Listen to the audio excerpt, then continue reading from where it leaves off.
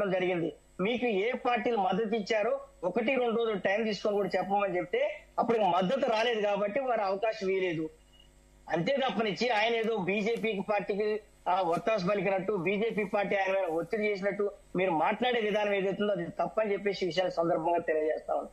మరీ ముఖ్యంగా కాంగ్రెస్ పార్టీ వారు మీరు స్పీకర్ చేసినటువంటి అంశం మీరు తప్పని చెప్పి ఇప్పుడు ధైర్యం మీకు ఉందని చెప్పి నేను అడుగుతా ఉన్నా. స్పీకరు టీఆర్ఎస్ పార్టీ నుంచి గెలిచినటువంటి వ్యక్తిని కాంగ్రెస్ పార్టీలో ఎంపీ స్థానంలో ఏ విధంగా పోటీ చేయించారు? అతను కాంగ్రెస్ పార్టీ ఎంపీనా, టీఆర్ఎస్ పార్టీ ఎమ్మెల్యేనా? చెప్తారా? మీరు చెప్తారా? స్పీకర్ గారితో ఈ రోజు ఆయన సస్పెండ్ చేసే అవకాశం మీరు తీసుకొని ఈ సభ నుంచి ఈ ఛానల్లో మీరు చెప్పగలరా డిస్కషన్? స్పీకర్ అధికారాలను ప్రశ్నించడానికి మనకు అర్హత లేదని చెప్పి అందరికీ తెలుసు. గవర్నర్ కి విచక్షణ అధికారాలు ఉంటే గవర్నర్ తన యొక్క విచక్షణ అధికారాలతో నిర్ణయం తీసుకుంటారు. మరీ ముఖ్యంగా మీరు రాజా సింగ్ గారిని సస్పెండ్ చేశారు. మా పార్టీ అంతర్గత విషయం. పార్టీకి నష్టం జరిగినప్పుడు కేంద్ర పార్టీ తీసుకున్నటువంటి డెసిషన్ మా పార్టీలో రేవంత్ రెడ్డి గారు తీసుకుంటారని చెప్పేసి ఇందాక చెబుతా ఉన్నారు. మా ప్రధానమంత్రి గారు రేవంత్ రెడ్డి గారు తీసుకోమని చెప్పేసి ఎక్కడల్లా కేంద్ర రాష్ట్ర ప్రభుత్వాలు మొత్తం కూడా ఒక సమయమనంతో పాటించి ఇద్దరు కూడా కలిసి పనిచేయాల్సినటువంటి అవసరం ఉంది. ఈ దేశం అభివృద్ధి చెందాలంటే రాష్ట్రాల యొక్క సహకారం అవసరం ఉంది. కేంద్ర ప్రభుత్వం ఒక నిర్ణయం తీసుకుంటే రాష్ట్రాలు అమలు చేయాలి. రాష్ట్రం ఒక నిర్ణయం తీసుకుంటే గ్రామాలలో అది అభివృద్ధి పదాల్లో నడవాల్సినటువంటి అవసరం ఉంది. అంతే తప్పనిచ్చి రేవంత్ రెడ్డి గారు మా పార్టీలో నాయకులు లేనట్టు, రేవంత్ రెడ్డి గారు వచ్చి మా పార్టీలో జాయిన్ కామని ప్రధానమంత్రి గారు చెప్పలేదండి. మా పార్టీలో బలమైన నాయకత్వం ఉంది. మా పార్టీకి కిషన్ రెడ్డి గారు లాంటి పెద్ద నాయకులు ఉన్నారు, బండి సంజయ్ గారు లాంటి నాయకులు ఉన్నారు, రామచంద్రరావు గారి నాయకత్వం ఇలా భారతీయ జనతా పార్టీ ముందుకు పోతున్న విషయం కూడా మీరు గమనించాల్సిన అవసరం ఉంది. బండి సంజయ్ గారు కానీ, కిషన్ రెడ్డి గారు కానీ, రామచంద్రరావు గారు లాంటి వ్యక్తులు, వారితో పాటు అనేక మంది ఎంపీలు, ఉద్యమకారులు మా పార్టీలో ఉన్నారనే విషయాన్ని గుర్తుపెట్టుకోవాల్సిన అవసరం ఉంది. ఇవాళ రేవంత్ రెడ్డి లాంటి వ్యక్తి వచ్చి మా పార్టీని కాపాడితేనే రేవంత్ రెడ్డి రావాలని చెప్పేసి మా పార్టీ జాతీయ ప్రధానమంత్రి ఇలా ఎప్పుడు చెప్పనటువంటి విషయాన్ని కూడా మీరు గుర్తుపెట్టుకోవాలి. మరీ ముఖ్యంగా తేజస్వి సూర్య గారు మాట్లాడినటువంటి అంశాలు తెలంగాణ ఉద్యమాలు కించపరిచారు. వారు వేరే కంటెస్ట్ లో మాట్లాడారు. వారు అప్పటికి కూడా ఈ విషయం మీద మా జాతీయ పార్టీ కూడా ఎప్పుడు చెప్పింది. మీరు గుర్తుపెట్టుకోండి, ఈ తెలంగాణ రాష్ట్రానికి మీరు గుర్తుపెట్టుకోవాలి, తెలంగాణ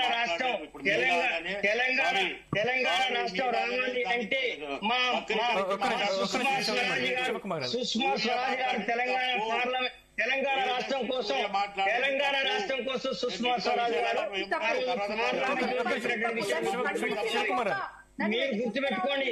మీ పార్టీ నాయకులు తేజస్వి సూర్య గారి గురించి మాట్లాడుతున్నారు. మీరు గుర్తుపెట్టుకోండి, ఆ రోజు పార్లమెంట్ లో మహిళా రిజర్వేషన్ బిల్లు మీద చర్చ జరుగుతున్నప్పుడు వారు మాట్లాడినటువంటి అంశాలు వేరే విధంగా ఉన్నాయి. మీరు దాన్ని వక్రీకరించి చెప్పారు. అప్పటికి తెలంగాణ రాష్ట్రానికి భారతీయ జనతా పార్టీ మొట్టమొదటిసారిగా ఒక్క ఓటు 2 రాష్ట్రాలని చెప్పినటువంటి మాటని సస్పెండ్ చేయండి, అవసరమైతే సస్పెండ్ చేయండి. తప్పు మాట్లాడిండు.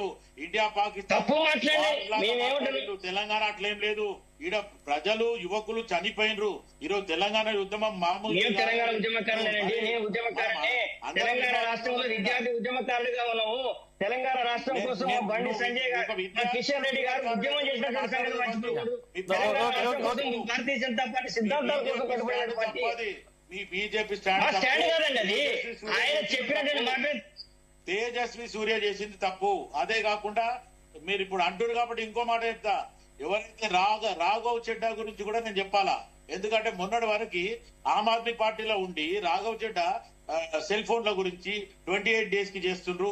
దీనివల్ల ఒక నెల ప్రజలు ఎక్కువ పెడుతుండ్రు. టోల్ గేట్ల ఆల్రెడీ మనం కట్టిన తర్వాత మనం జిఎస్టీ కట్టినాక మళ్ళీందంటే 15 రోజులు 20 రోజులలో రాఘవ్ చెడ్డా ఆమ్ ఆద్మీ పార్టీ వదిలేసి మీ బీజేపీలోకి వచ్చిండు. వాషింగ్ పౌడర్ నిర్మా అంటే మీరు ఎంతమంది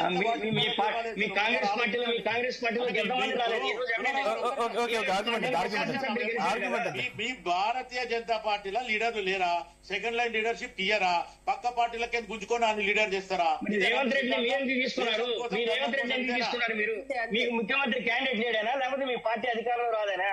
రేవంత్ రెడ్డి ఎందుకు తీసుకున్నారు మీరు? రేవంత్ రెడ్డి టీడీపీలకి రాజీనామా చేసి అటు చంద్రబాబు నాయుడు చెప్పి నేను కాంగ్రెస్ పార్టీలోకి వస్తా అంటే కాంగ్రెస్ పార్టీలో వర్కింగ్ ప్రెసిడెంట్ ఇవ్వడం జరిగింది. తర్వాత ఆయన 2 years పనిచేసిండు. తర్వాత అధ్యక్షుడు అయిండు. రేపు రాబోయే ఎలక్షన్ లో నేను పార్టీని అధికారంలోకి తీసుకొస్తాను ఒక సిద్ధాంతంగా ఉన్నాడు. ఈ రోజు మీ దాంట్లో అధికారంలో తీసుకొచ్చే నాయకుడే లేడా? ఈ రోజు మీ నరేంద్ర మోడీ కాంగ్రెస్ పార్టీకి లీడర్ లేడా?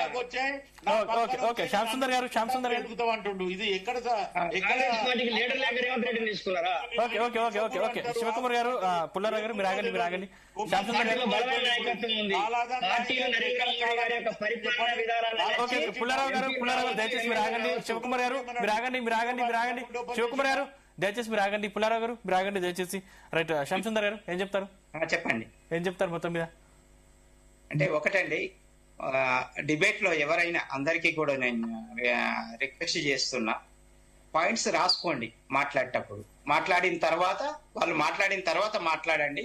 క్లాష్ అవుతే మనకు కొట్లాడుకున్నట్టుగా ఉంటది. డిబేట్ చర్చనీయాంశంగా జరగాలి. కాబట్టి ఇక్కడ విషయాలు ఏంటంటే శివకుమార్ గారు మీరు అందరినీ డిస్టర్బ్ చేస్తున్నారు. ఇది ప్రతి డిబేట్ లో మీరు చేస్తుంటారు. ప్రతి డిబేట్ లో ఇది కరెక్ట్ కాదు. మనల్ని విమర్శిస్తారు, మనకున్న మంచి కూడా చెప్తారు. నేను ఫ్రీ బస్సు విషయం కూడా చెప్పాను మీకు. ఫ్రీ బస్సు విషయం కూడా చెప్పాను. ఇప్పుడు నేను పివి నరసింహారావు మాట్లాడుతున్నా. మీరు ఓపిక పట్టాలి. మీరు అధికారంలో ఉన్నారు. మొన్నటిదాకా టీఆర్ఎస్ వాళ్ళు అట్లా లేరు.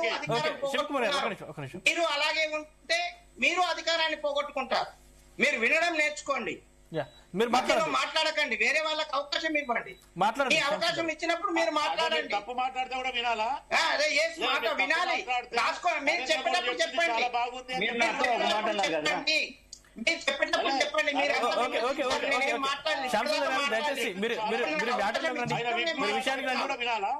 నాకు ఇప్పుడు అవకాశం ఇచ్చారు, నేను మాట్లాడుతున్నాను. అప్పటిదాకా మాట్లాడలేదు నేను.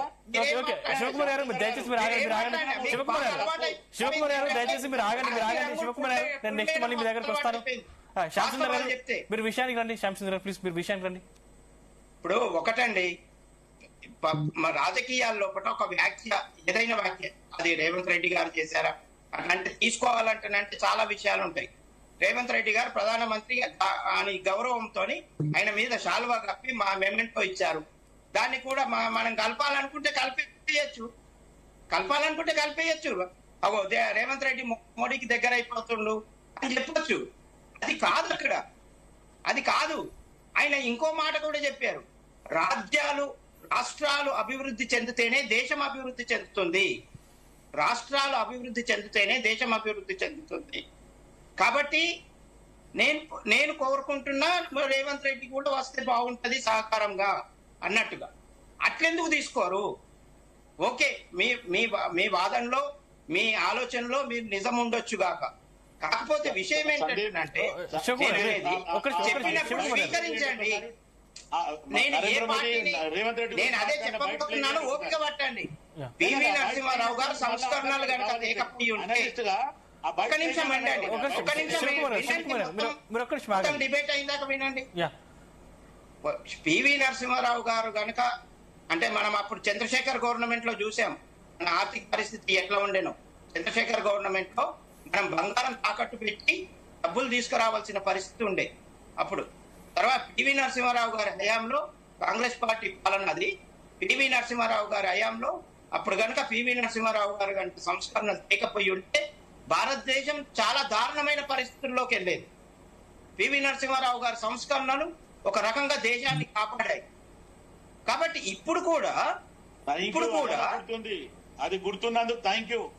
పివి నరసింహారావు గారు కానీ మన్మోహన్ సింగ్ గారు గుర్తున్నందుకు అది మీరు జీర్ణించుకోలేరు అంతే.